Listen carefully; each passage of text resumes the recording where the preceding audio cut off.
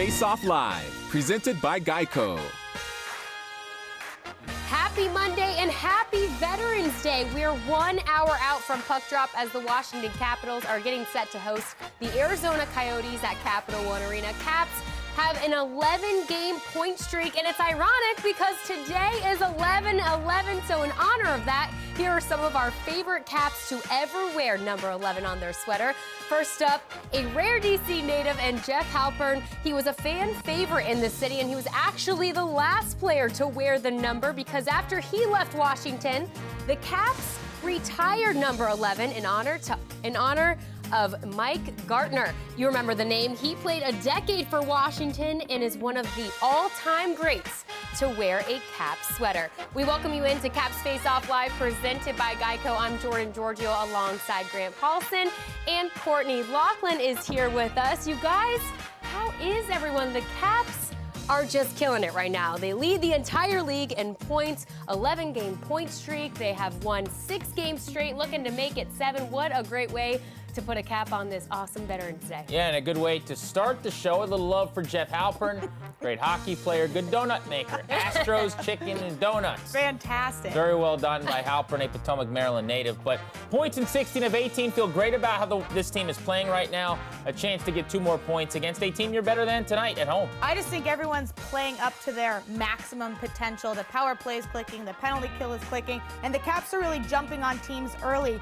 They're the top leading team when it comes to taking the lead and holding on to leads. They've led in the NHL more than any other team. They got to have that start again tonight. Quick break for us, but what a time to be a DC sports fan. This city is just getting pretty good at winning. We are just about a quarter of the way through the season. So who is our quarter poll MVP? It's a hard decision. We've got a few options to choose from. Find out who's at the top of our list next on Caps Face Off Live.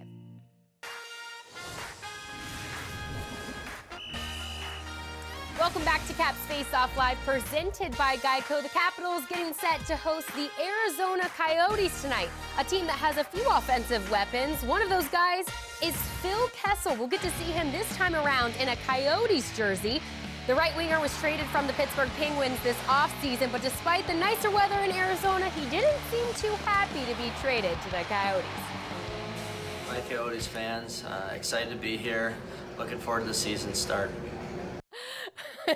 He seriously does look like he's being held hostage in that video. Hi, guys. Show a little excitement so there. Pumped to be here with you. A great upcoming season. Reading the teleprompter. Whatever they say, whatever they write, he will read. Yeah, exactly. Let's go ahead and get into our Caps mailbag, where each and every game day you can submit your questions for us to answer using the MVCS Capitals Twitter account. But before we get into our question of the night, I want to take a look at the expected lines for tonight. A few changes with Richard Panik back in the lineup. He returns to the third line, and actually Travis Boyd gets sent down to Hershey, and Samsonov will get the start tonight in net. Yeah, Ilya Samsonov's been fabulous so far this season. 5-1. He's got a better goals against average and save percentage than does Braden Holtby. So he's responded really well to his opportunities. Generally, when your backup netminder is in the game, obviously, you're going to play a little sharper and crisper in front of him to try to help him out. Sometimes you could take some liberties and feel like Braden Holtby might bail you out. But you see the lines here. Of note, you mentioned Panik. This will be his 9th game. 7 shots is all he's got this season. Still looking for his first point. He had 14 goals with Arizona last year. This is a revenge game for him. Maybe he can pay his old mates back, but they have to get him going. All the other additions, Court, I think have gone pretty swimmingly. Yeah. You look at Leipzig on the bottom line. What you've gotten out of Hathaway's been fabulous. Panik has been a big net zero so far. You need more. And he's got to restart his season, basically, right? I mean, he hasn't been on the ice in quite some time now. Kind of a good game in my mind to get him on the ice playing against his former team. Can kind of maybe give him that little edge, that little fire that you want to see. But the biggest thing is really just jump-starting that game and really getting acclimated to the system, the systems and the details, because he really hasn't gotten a chance to do that. And whenever you're new to a team, it kind of takes those 15 to 20 games maybe to kind of get used to the systems. And I think it's really going to have to be the details in his game tonight to try to help him kind of get right back on a new page, basically. Looking forward to just seeing if he looks more comfortable this time around, if he Absolutely. looks like he belongs. I thought he was chasing games a little bit early on. He looked like a guy that was in his first couple of weeks with a new organization. That's going to happen. He hasn't had the amount of time, as you said, to get acclimated, but I just hope he kind of takes a breath and plays hockey. He's a good player. Yep. He's performed very well for teams that aren't as good as the Capitals in the past. You'd think it'll come a little easier with this group. Excited to see him back in his element tonight, that's for sure. Let's take a look at our question of the night. It's actually a poll question. We asked our viewers at home at the NBCS Capitals Twitter account as we approach the quarter poll, which has been the Caps' biggest surprise so far. And it's good we have a few options to choose from, you guys. We've got the strong PK, fourth line forward depth, and new defense gelling. Fourth line forward depth seems to be the front runner. It's clear why, Grant. It hasn't been something we've seen too much of in the past. No, I think people are excited about the depth of this team. And I think whenever you get a couple new additions that play really well right away, like Leipzig, like Hathaway, it's easy, particularly when those guys are the back of the roster grinders, to all of a sudden have a new fan favorite or two. So I like that vote. I mean, I'm the kind of guy, I had a Matt Hendricks sweater. I'm going to have a Garnet Hathaway sweater by the time this year ends.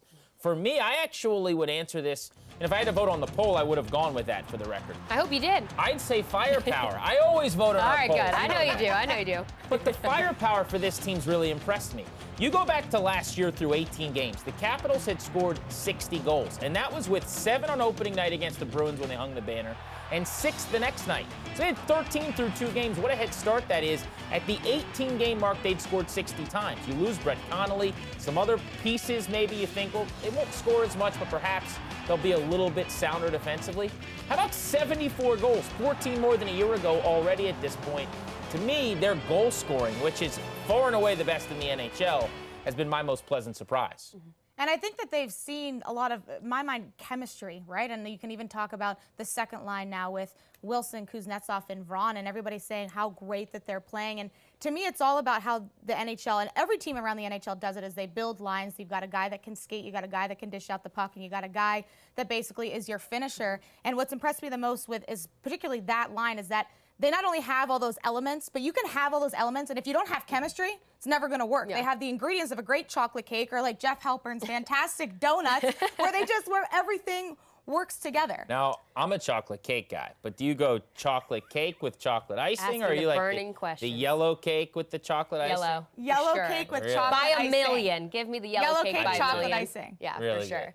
Well, something that was a weakness last season, but the biggest weakness in the playoffs was this PK, and that is certainly a big strength this season. And it's something that has, in my mind, really impressed me. And it's something that the Caps have really worked hard on, especially in the summer, in terms of looking at tape and putting in the right personnel It shows. to fix this. Absolutely. And it comes down to a couple things. For me, it's their pressure points, where they're pressuring the puck, and then also how aggressive they are. I'm telling you what, I have not seen a Caps team that has been more aggressive on the penalty kill, that has created as many short-handed chances as they have, and that's because they're not just getting the puck and throwing it away. A lot of times when you're on the penalty kill, it's like hot potato. It's like, oh my gosh, I get the puck, now I've got to get it as quickly as out of my zone as possible. But now I feel like the Caps are just having a little bit more patience. They're getting the puck. Eller, perfect example. He gets the puck so many times on a PK. Instead of just throwing it away, he holds it, he skates, he goes on the attack, and now the Caps are able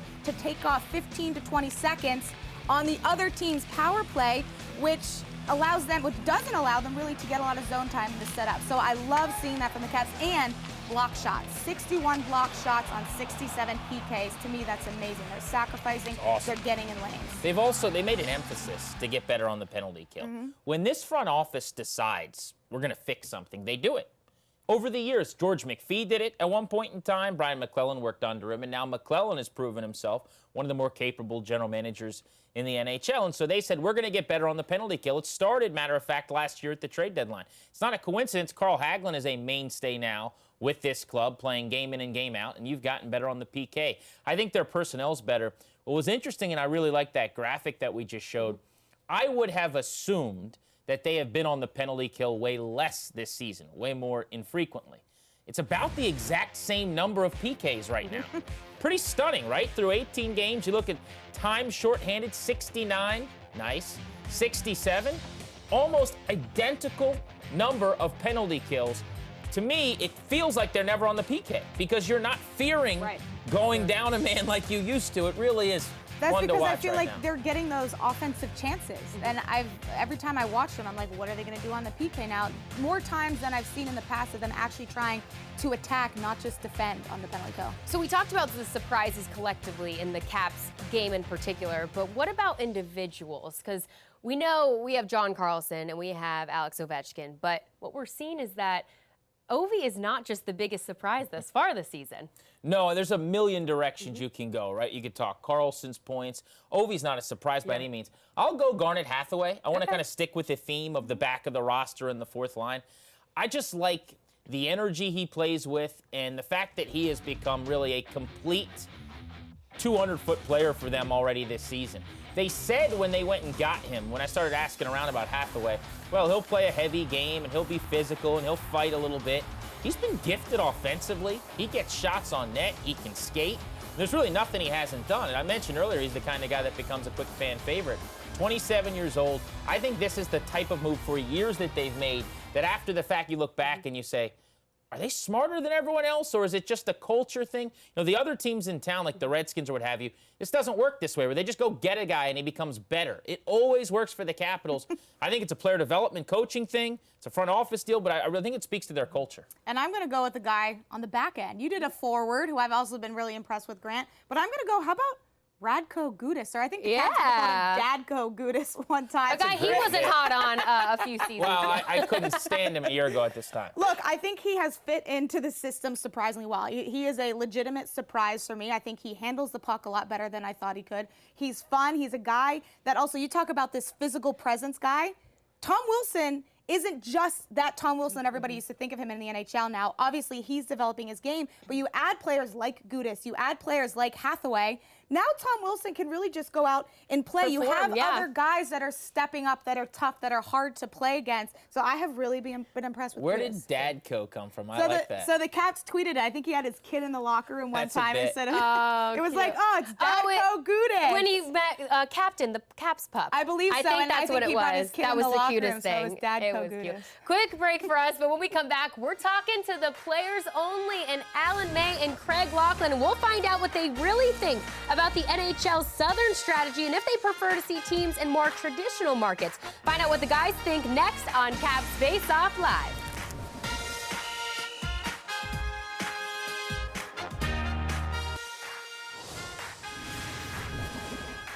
Welcome back to Caps Face-Off Live. It's been more than 25 years since the beginning of the NHL Southern Strategy, which was the movement of expansion to non-traditional hockey markets. It started back in 1992, where my hometown of Tampa, Florida, was the start of the expansion when the Tampa Bay Lightning came to town.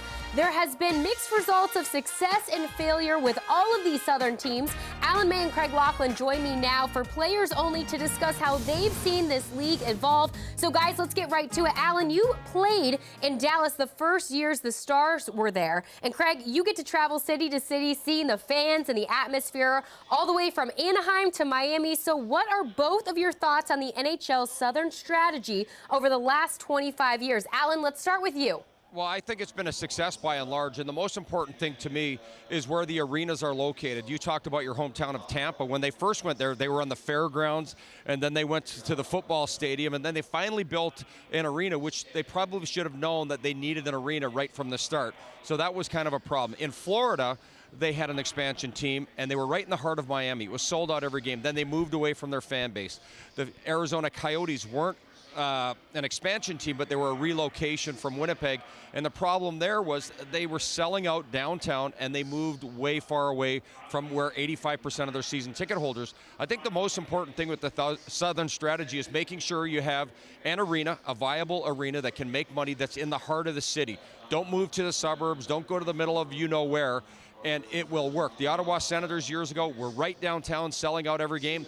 They moved outside of the city. It's a pain to get to. It's a pain to get out of when you're out there, but I love it. There's kids playing in Texas that are in the National Hockey League, California that are in the National Hockey League, Florida. Garnet Hathaway is one of those kids that's from a Florida market that is in the National Hockey League. So I think it's a success. As far as the traditional markets, I don't think so. You need to keep expanding, going to the other places. I'm so happy Seattle's in after all these years. I played junior hockey there. Portland I want to see in the National Hockey League, and I just think it's great. When Locker goes around the country, I'm sure he has the same feelings. Yeah, I think it's great. I think the Southern move has been a real bonus for the NHL. I think when you look at some of the teams, obviously you want better experiences, more fans and all that, aka the Florida Panthers, but winning will make the fans come, and the experience in the rink will also make them come. I think I look at it, and over the history of the NHL, there's only been 19 or so teams that are either defunct or have moved and relocated, and when they relocate, they look for cities that seem to be a good fit. Albie, I think you're right on about the arena positioning. Even think of here when I played and you played at the old Capitol Center in the middle of Landover. Now all of a sudden they're downtown. It enthuses everybody in the district and around the country. You take a look at the mixed results in the South. You see how the teams have done. To me, the big story when you look at this list are the last three. Really impressive what they've done in Vegas and Nashville and Tampa Bay. Tampa Bay, the beautiful rink on the water, a winning culture, an owner that gives back like crazy, and a fan base that loves the experience. But I think Nashville sets the precedent. They not only sold the game, and I know my son played in Huntsville, and he thought it was a great area to play down that way south. And Nashville, with David Poyle and everybody involved, said we've got to create an experience. And all of a sudden, to go to a game, it's more than the hockey game. And I think once the fans see the experience, see our great game on the ice, moving and having other teams come into the league like Seattle, and I'm pushing for another team in Toronto. I think there should be two teams up north in Toronto. It could handle it, like the Jets, the Giants and all that stuff up in New York. Why can't Toronto have two teams? That could be an area in the future, Albie. Oh, they could have two disasters in Toronto then, but they'll both be the July 2nd free agent favors to win the Stanley Cup. You know, one of the things when you look at the most important thing, Locker, and you and I are heavily involved with this here in the D.C. area, is that you have to make sure you establish a grassroots youth program. And when you want to do that, if you really want to build hockey in your market, you have to make sure you're thinking about your practice facilities, having double, triple, quadruple sheets like Seattle's going to have, and building your youth hockey. So you're building lifetime hockey fanatics, people that will be in the game all through youth hockey, through high school, through junior club programs, whatever you have, and then eventually they're going to play in your men's leagues, in your communities. And this area right now has a thriving youth hockey market, a great men's league market, and people that want to go to hockey games because they're truly a hockey fan. And I think you can't just go out there and have a team. Also, what really, really, really helps is when you spend $500 million like the Vegas Golden Knights did and $650 million like the Seattle no-name team is going to do, you're going to have a good hockey team. When we look back at all those old failed expansion teams, they got your players out. Yeah, they got your older players. They got your bad actors. They got your guys that could barely skate anymore. And they were doomed for failure. The league really failed itself way back then. And those teams were paying $1 million, which was a lot back then. Now they're paying $500, $650 million. They're going to get really good players off the roster because you can only protect so many players. So there are going to be a lot of players available for the new expansion team. So I still want to see Houston. I played in Houston one year. I think it's a great hockey market, but they want to be in the NHL. They want to be a big league market. Their NBA owner says he wants to have an NHL team occupy his building with his basketball team, and I'm all for that because I think it would be a great Southern strategy as well. I'm in Quebec and in Toronto. I'd move up north. I still think there's a couple of areas in Canada that deserve an NHL team. Down south here, there's still a lot of booming cities, and I like the idea of Houston too, because now you've got a rivalry right next door. You've got a great Western Conference team to add there, and it's a huge marketplace. But I think you hit the nail on the head. It's not only, I remember when I came here with David Poyle of the Save the Caps campaign, and he said we have to be out in the community. We have to be involved. And that's the whole key now to players being out there in the community, being part of the community. And the Learn to Play program, initiated by the NHL and all the teams, the parent teams right now, is a boom.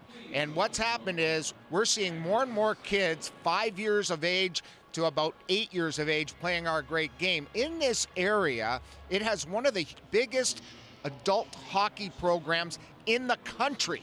That's what's happened here in Washington. So you have a winning culture, you win, you have a great in-game experience, you have the players out in the community, leads to all success. And I think in the past, some of these teams, they just say, hey, we'll throw an NHL team in this city and let's hope it works.